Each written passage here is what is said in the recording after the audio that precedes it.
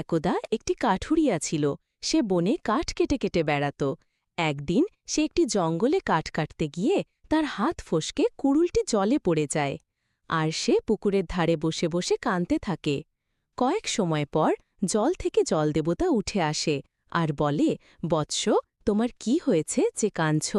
সে বলে, আমার করুণ জলে পড়ে গেছে। জলদেবতা বলে যে একটু বসো, আমি আসছি। আর জলদেবতা ৩ রকম কুড়ুল নিয়ে সামনে আসলো আর তাকে বলে, তোমার কোনটা? সেই কোহিনের মধ্যে ছিল একটি সোনার কুড়ুল, একটি লোহার করুল এবং রূপকরুল। আর তাকে বলে, তোমার এর মধ্যে কোনটি? সে বলে, আমার তো লোহার করুণ। আর তাকে লোহার কুড়ুল দিয়ে দেয়। জলদেবতা খুশি হয়ে বলে যে তুমি সত্যি কথা বলেছ, তাই তুমি এই ২টো কুড়ুলও নিয়ে নাও। কাঠুরে আনন্দে নাচতে নাচতে বাড়ি চলে গেল। তোমার লাইক সাবস্ক্রাইব করে